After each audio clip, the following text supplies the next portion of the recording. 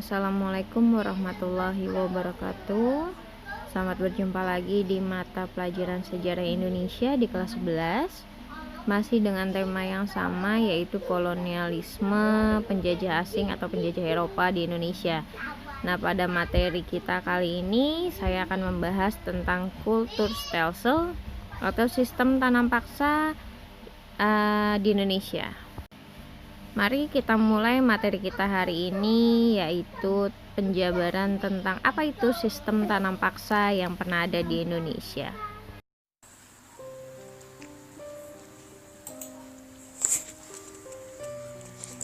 Sistem tanam paksa atau Kulturstelsel merupakan peraturan yang dikeluarkan oleh Gubernur Jenderal Johannes van der Bos pada tahun 1830, di mana peraturan ini mengharuskan setiap desa menyisihkan 20% dari tanahnya untuk ditanami komoditi yang laku pada pasaran ekspor pada saat itu, yaitu kopi, tebu, dan juga nila. Hasil pertanian ini nantinya juga harus dijual kepada pemerintah Belanda.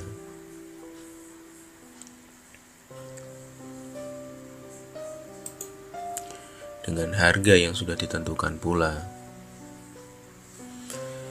Sedangkan penduduk yang tidak punya tanah, mereka harus bekerja selama 75 hari setiap tahun, atau 20% dari 365 hari pada perkebunan milik Belanda. Hal tersebut menjadi semacam pengganti pajak bagi rakyat yang tidak punya tanah.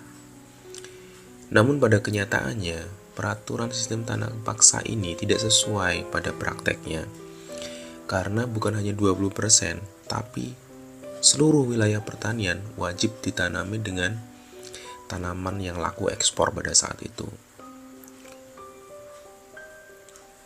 Dan juga tanahnya juga masih dikenai pajak.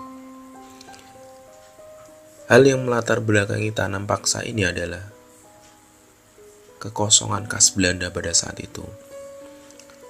Akibat perang Jawa yang dipimpin oleh Diponegoro pada tahun 1825 hingga 1830, Belanda mengalami kerugian hampir 25 juta gulden. Ditambah lagi kas kerajaan Belanda yang pada saat itu sedang ingin mengambil alih Belgia kembali untuk menjadi daerah jajahannya, yang buat kasnya semakin menipis.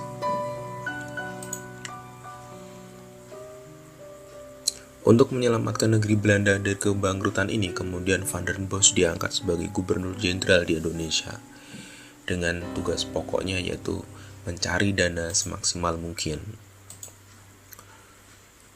untuk mengisi biaya perang dan membayar hutang pada saat itu. Van der Bos memfokuskan kebijaksanaannya pada peningkatan produksi tanaman ekspor.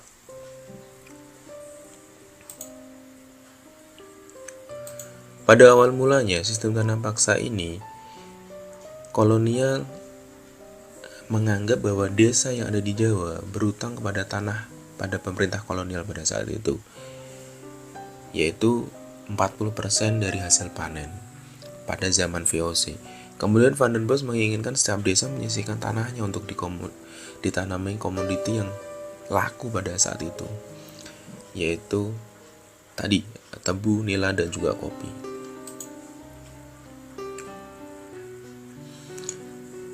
Akhirnya,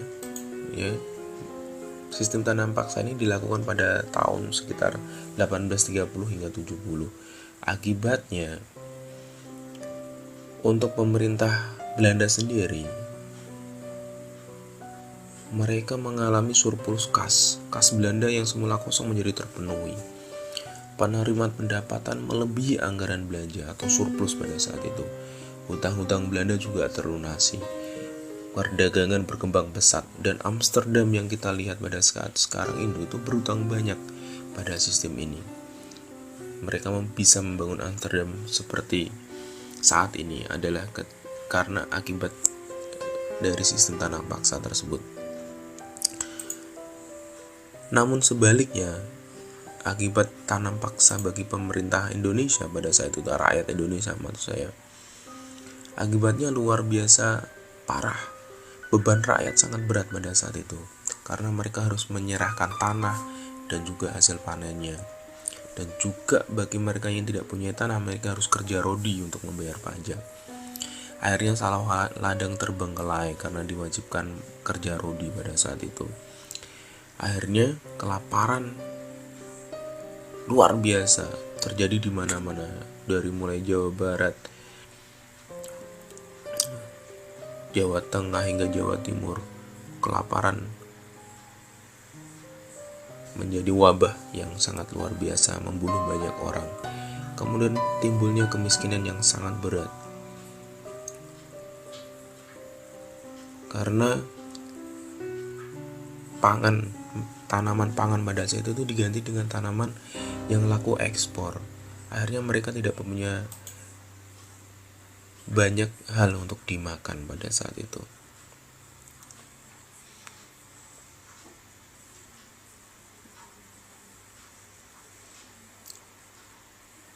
Kesaksian dari para orang Belanda sendiri yang mengakibatkan dihentikannya sistem tanam paksa ini. Merupakan seorang pejabat Belanda yang pernah menjadi asisten residen, Edward Does Dekker, yang bertugas di Lebak, Banten pada saat itu. Dia pun menulis buku yang berjudul Max Havelaar. Di situ dia menggunakan nama samaran yaitu Multatuli, yang artinya adalah aku telah banyak menderita. Dalam bukunya dia menceritakan kesengsaraan rakyat akibat sistem tanah paksa tersebut.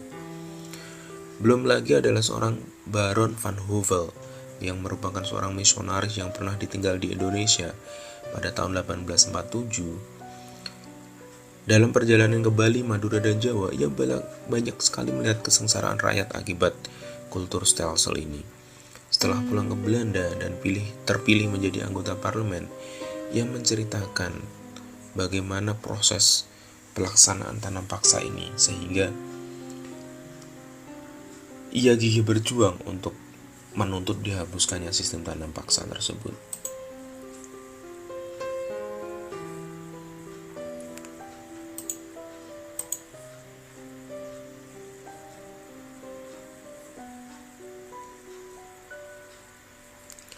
Kemudian ada sebuah catatan dari seorang inspektur tanam paksa pada saat itu, yaitu L. Vitalis namanya.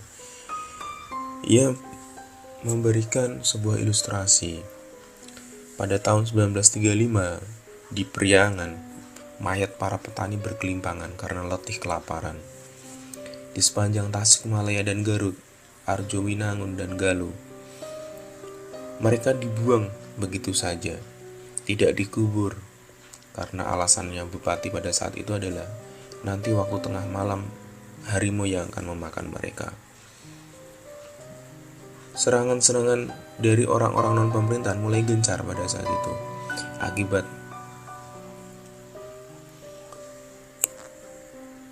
untuk membela kaum di sini adalah kaum petani. Gejala kelaparan ini kemudian diangkat ke permukaan oleh orang-orang tersebut, dan di sini nantinya akan melahirkan sebuah politik yang namanya politik etis atau politik balas budi.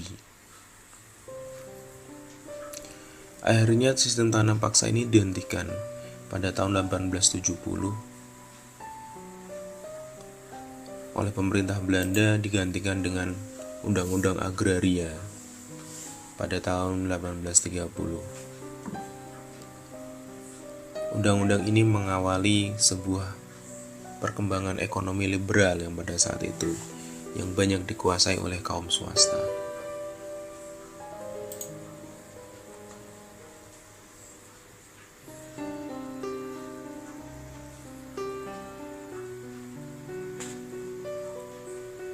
Sistem tanam paksa ini mengakibatkan penderitaan yang berat pada penduduk Indonesia pada saat itu. kematian yang disebabkan oleh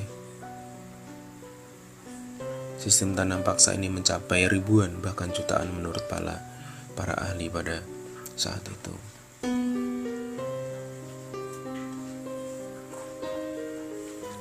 Sistem tanam paksa ini secara tidak langsung menghancurkan sendi-sendi perekonomian yang sudah tertata pada saat itu. Tidak karena mereka harus menanam sesuatu yang tidak akan mereka menikmati. Mereka menanam sesuatu yang tidak biasanya mereka tanam. Bahan makanan pun akhirnya habis dan sebagainya. Kelaparan berkelimpangan di mana-mana, mayat berjatuhan di mana-mana. Kekejaman Belanda pada saat itu terekam jelas pada tulisan Malta Tuli dengan judulnya yang bernama Max Havelaar. Oke, sekian. Itu adalah gambaran dari sistem tanam paksa atau kultur Stelsel pada tahun 1830. Setelah kita mengetahui apa itu sistem tanam paksa, kita lanjutkan kepada materi selanjutnya, yaitu sistem usaha swasta. Sistem tanam paksa di Indonesia juga tidak lepas dari campur tangan NHM atau Nederlands Handel Maatschappij, yang merupakan usaha swasta yang mendapat banyak keuntungan dari mengangkut hasil tanam paksa dari Indonesia ke Eropa. Nederlands Handel Maatschappij yaitu perusahaan dagang yang didirikan oleh Raja William I di Den Haag pada 9 Maret 1824 sebagai promosi antara lain bidang perdagangan dan perusahaan pengiriman, dan memegang peran penting dalam mengembangkan perdagangan Belanda dan Indonesia. Sistem tanam paksa di Indonesia sendiri ternyata memiliki dua kelompok, di mana yang satu adalah pihak yang pro atau setuju terhadap tanam paksa di Indonesia, dan satu pihak lagi adalah pihak yang kontra atau ingin segera dihapuskannya sistem tanam paksa di Indonesia. Pihak yang pro adalah kelompok konservatif dan pegawai pemerintah yang merasa diuntungkan dari sistem tanam paksa. Yang salah satunya tadi adalah perusahaan NHM atau Nederlands Handel Maatschappij. Kemudian pihak kontra yaitu adalah orang-orang penganut ajaran agama dan penganut asas liberalisme yang merasa kasihan atas penderitaan rakyat pribumi, atau biasa disebut juga adalah orang-orang kaum liberal. Nah, orang-orang kaum liberal ini menuntut pelaksanaan tanam paksa di Hindia Belanda diakhiri. Hal tersebut juga didorong oleh terbitnya dua buah buku pada tahun 1860, yakni buku Max Havelaar, tulisan dari Edward Weesdecker dengan nama samarannya Malta Tuli, dan buku yang berjudul Suiker Kontraktor atau Kontrak Gula, tulisan dari Frans van de Putte.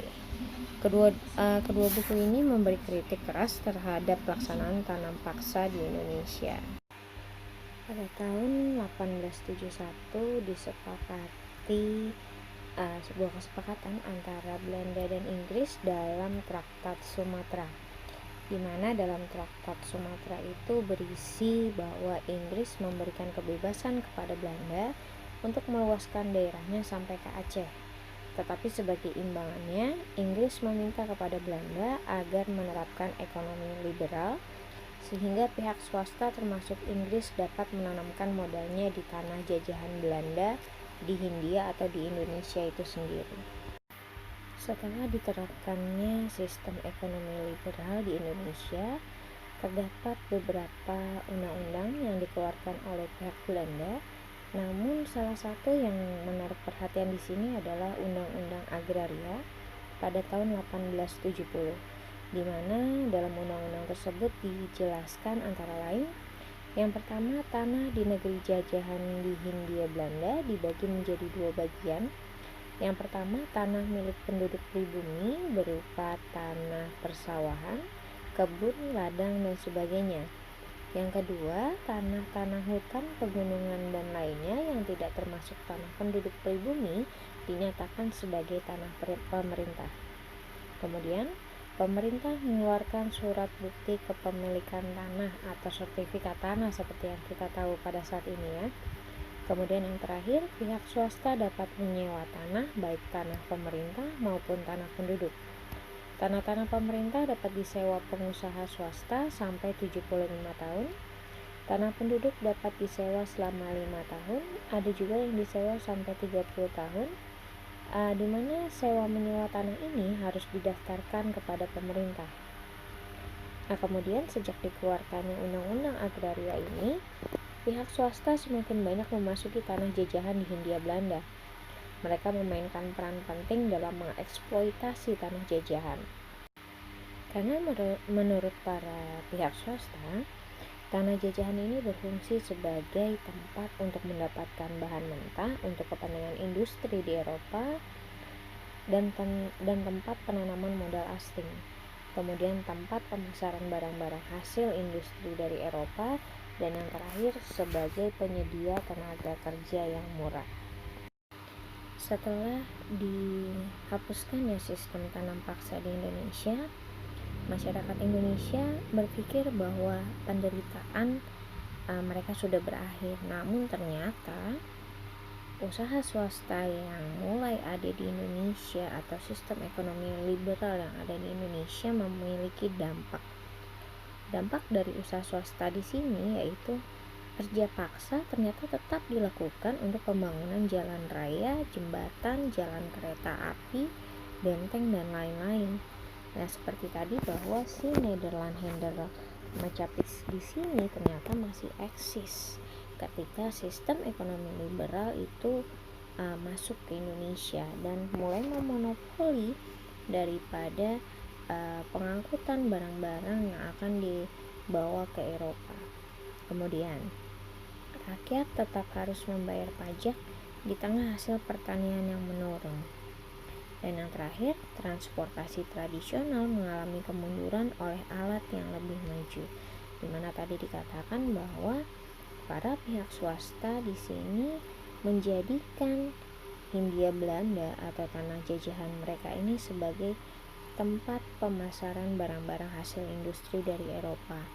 Nah, dari sini kita bisa lihat bahwa ternyata rakyat Indonesia masih tetap harus hidup menderita walaupun sistem tanam paksa dihapus, tapi ternyata sistem ekonomi liberal juga membuat rakyat tetap hidup menderita. Sekian pemaparan materi dari saya tentang sistem tanam paksa di Indonesia dan sistem usaha swasta. Nah, kemudian silakan kalian kerjakan 2 soal berikut. Yang pertama, kalian diminta menjelaskan kaitan antara kolonialisme dan kezaliman kemanusiaan yang khususnya terjadi di Indonesia. Kemudian yang kedua, jelaskan peranan stasiun kota dan gedung Lawang Sewu dalam sistem tanam paksa.